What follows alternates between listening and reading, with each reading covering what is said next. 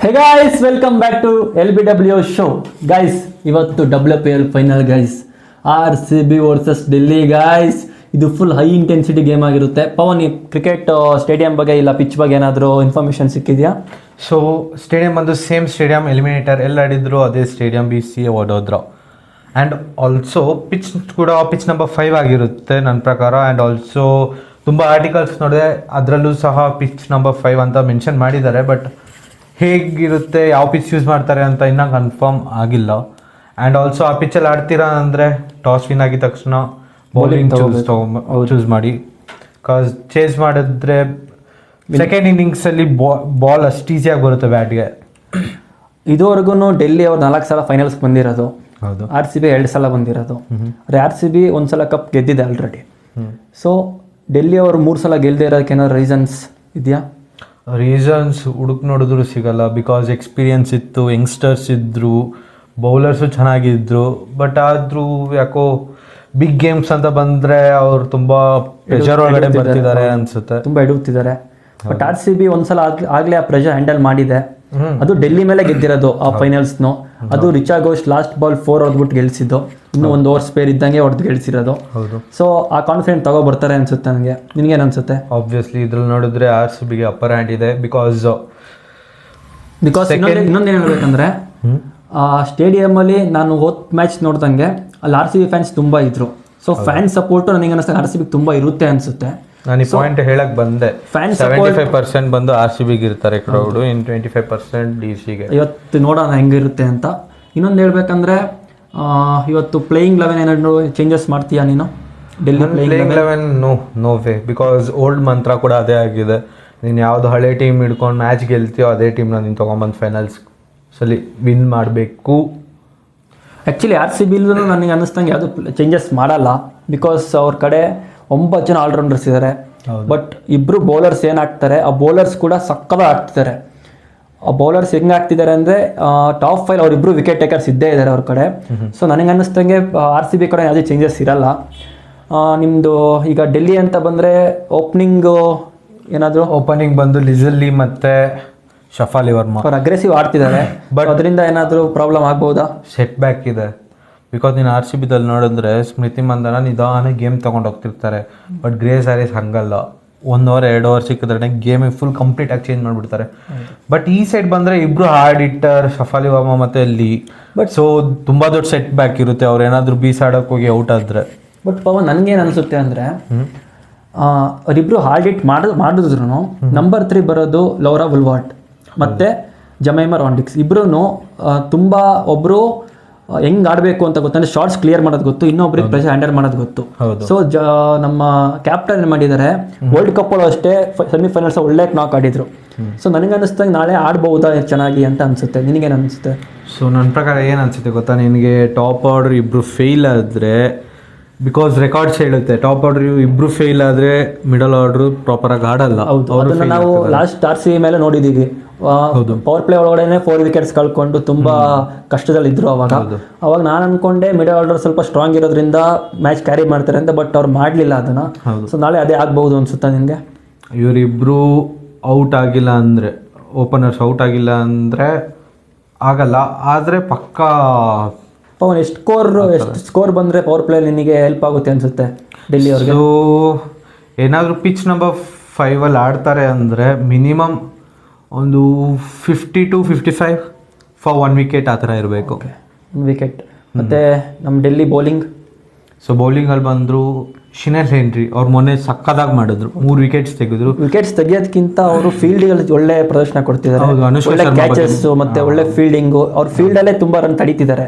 ಹೌದು. So West ಇಂಡೀಸ್ದು ಆ power ತಗೊಬರ್ತಾರೆ ಫೀಲ್ಡಲ್ಲಿ ಅವರು. ಹೌದು. ನಮ್ಮ ನಂದಿನಿ ಶರ್ಮಾ ಅಂತೂ ವಿಕೆಟ್ ಕಾಲಮಲ್ಲಂತೂ ಇನ್ನು ಡಿವೈನ್ಗಿಂತ ಒಂದೇ ಒಂದು ಸ್ಟೆಪ್ ಹಿಂದೆ ಇರೋದು. ಸೊ ನನಗೆ ನಾಳೆ ಅದನ್ನು ಬೀಟ್ ಮಾಡ್ತಾರೆ ಅನಿಸುತ್ತೆ. ಬಟ್ ಇನ್ನೊಂದೇನಂದ್ರೆ RCB ಬೀಟ್ ಮಾಡಕ್ಕೆ ಬಿಟ್ಕೊಡ್ಬಾರ್ದು, ಅವಾಗಲೇ ಅದು ಕಪ್ ಗೆಲ್ಲೋಕ್ಕಾಗೋದು. ಯಾಕಂದರೆ ಫಾರ್ಮಲ್ಲಿರೋ ಬೌಲರ್ ಅಂದರೆ ಅವ್ರ ಕಡೆ ಮ್ಯಾರಿಸನ್ ಕಾಪ್ ಮತ್ತು ನಂದಿನಿ ಶರ್ಮಾನೇ ವಿಕೆಟ್ ಟೇಕಿಂಗ್ ಬೌಲರ್ಸ್ ಅವರಿಬ್ಬರು.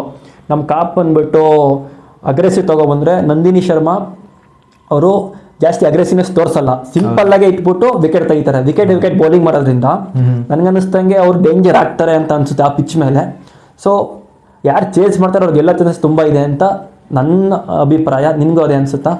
ಸೇಮ್ ನಾನು ಫಸ್ಟೇ ಹೇಳಿದೆ, ಯಾರು ಚೇಸ್ ಮಾಡ್ತಾರೋ ಅವ್ರಿಗೆ ಈಸಿಯಾಗಿರುತ್ತೆ. ಆ್ಯಂಡ್ ಆಲ್ಸೋ ನಂದಿನಿ ಶರ್ಮಾ ಬಗ್ಗೆ ಮಾತಾಡ್ತಿದ್ದು.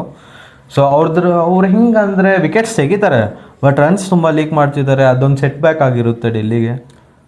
ಅಂದರೆ ಬೌಲಿಂಗ್ ಅವ್ರ ಕಡೆ ವಿಕೆಟ್ ಟೇಕರ್ಸ್ ಇರೋದ್ರಿಂದ ರನ್ನು ಹೊಡಿಲೇಬೇಕಾಗಿ ಬರುತ್ತೆ. ಅಪೋಸಿಟ್ ಟೀಮು ಬ್ಯಾಟಿಂಗ್ ಸ್ಟ್ರಾಂಗ್ ಇರೋದ್ರಿಂದ. ಸೊ RCB ಕಡೆ ಯಾವುದಾದ್ರೂ ನೀನು ಚೇಂಜಸ್ ನೋಡ್ತೀಯಾ? ಚೇಂಜಸ್ RCB ಅದು ನೀನು ಹೇಳ್ಬೇಕು. ನೀನು RCB, ನಾನು DC.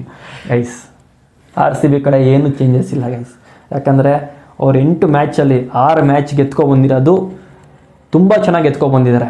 ಎಲ್ಲೂ ಹಿಂಗೆ ಆಡಬೇಕಿತ್ತು, ಅವ್ರನ್ನ ಚೇಂಜ್ ಮಾಡಬೇಕಿತ್ತು ಅಂತ ಎಲ್ಲೂ ಅನಿಸೇ ಇಲ್ಲ. ಅದು ಬಿಗ್ ಮಾರ್ಜಿನ್ಸ್ನ ಗೆದ್ದಿದ್ದಾರೆ. ಆಮೇಲೆ ಅವ್ರ ನೆಟ್ ರನ್ ರೇಟ್ ಕೂಡ ತುಂಬ ಜಾಸ್ತಿನೇ ಇದೆ ಇವಾಗ್ಲೂ. ಸೊ ಏನು ಚೇಂಜಸ್ ಮಾಡಲ್ಲ.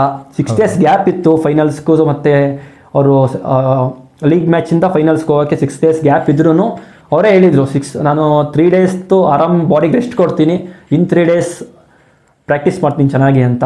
ಸೊ ಅವ್ರು ಒಳ್ಳೆ ಪ್ರಾಕ್ಟೀಸ್ ಮಾಡಿಕೊಂಡು ಮೈಂಡ್ ಗೇಮ್ ಆಡ್ತಾರೆ ಅಂತ ಅನ್ಸುತ್ತೆ ನನಗೆ. ಸೊ ಲಾಸ್ಟ್ ಮ್ಯಾಚಲ್ಲಿ ಗ್ರೇಸ್ ಹ್ಯಾರಿಸ್ ಕೂಡ ಬೌಲಿಂಗ್ ಮಾಡಿದ್ದು ನೋಡಿದ್ದೀವಿ. 2 ವಿಕೆಟ್ ಕೂಡ ತೆಗೆದಿದ್ದಾರೆ ಒಳ್ಳೆ ಎಕಾನಮಿಲಿ. ಸೊ ಅವರು ದೊಡ್ಡ ಇಂಪ್ಯಾಕ್ಟ್ ಮಾಡ್ತಾರೆ ಫೈನಲ್ಸ್ ಅಂತ ನಂಗೆ ಅನ್ಸುತ್ತೆ. ಅವ್ರನ್ನ ಫೈನಲ್ಸ್ಗೋಸ್ಕರ ಇಟ್ಕೊಂಡಿದ್ದಾರೆ ಅಂತ ಅನ್ಸುತ್ತೆ ಸ್ಮೃತಿ ಮಂಡನ. ಬಿಕಾಸ್ ಏನಕ್ಕೆ ಎಕ್ಸ್ಪೀರಿಯನ್ಸ್ ಆಗಿದೆ, ಗ್ರೇಸ್ ಹ್ಯಾರಿಸ್ ಎಕ್ಸ್ಪೀರಿಯನ್ಸ್ ಇದೆ ಅವರಿಗೆ, ತುಂಬ ಎಕ್ಸ್ಪೀರಿಯನ್ಸ್ ಇದೆ. ಮತ್ತೆ ನಮ್ಮ ಲಾರೆನ್ ಬೆಲ್ ಮತ್ತೆ ಸಯಲಿ ಸದ್ಗೇರ ಇಬ್ರು ಟಾಪ್ 6 overs ಅಲ್ಲೇ ವಿಕೆಟ್ ತೆಗೆದು ನೋಡಿದ್ವಿ ನಾವು ತುಂಬ ಸಲ. ಅದು ಡೆಲ್ಲಿ ಮೇಲೆ ತೆಗೆದಿದ್ದಾರೆ 4 ವಿಕೆಟ್.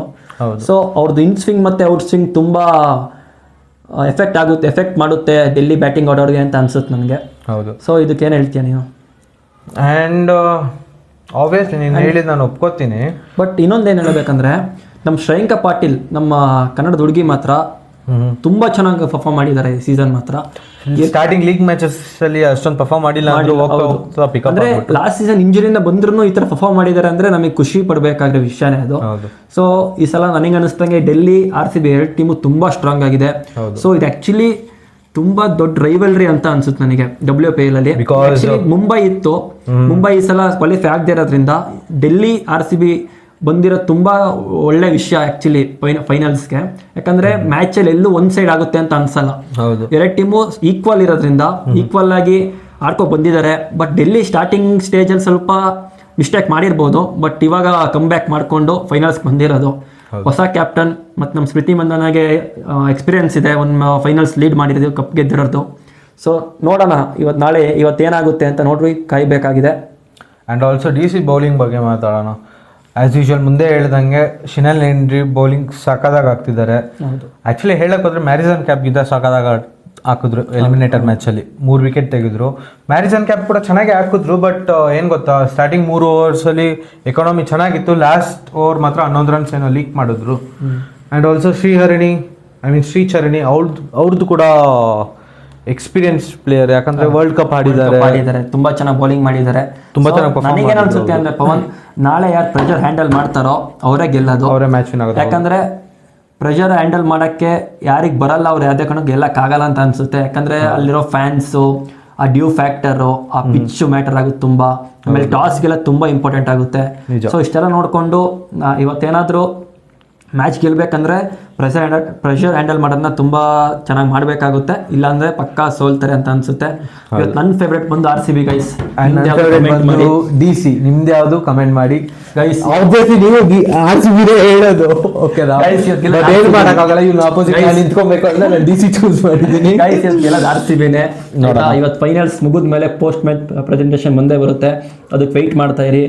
ತುಂಬ ಚೆನ್ನಾಗಿ ಮಾಡ್ತೀವಿ ಗೈಸ್. ಇದೇ ಸಪೋರ್ಟ್ ಮಾಡಿ ನಮಗೆ. ಹೋಗ್ತಾ ಎಲ್ಲ ಇನ್ಫಾರ್ಮೇಷನ್ ನಿಮಗೆ ಕೊಡೋಕೆ ಟ್ರೈ ಮಾಡ್ತೀವಿ ನಾವು. ಸೊ ಇದರಿಂದ ಈ ಮ್ಯಾಚ್ ರಿವ್ಯೂನ ಮುಗಿಸ್ತಾ ಇದ್ದೀವಿ. So see you in the next video. Bye. Also share ಮಾಡಿ, ಸಬ್ಸ್ಕ್ರೈಬ್ ಮಾಡಿ, ಬೆಲ್ ಹೊಡೆದು ಮರಿಬೇಡಿ. Okay guys, bye. See you in the next video guys. Bye.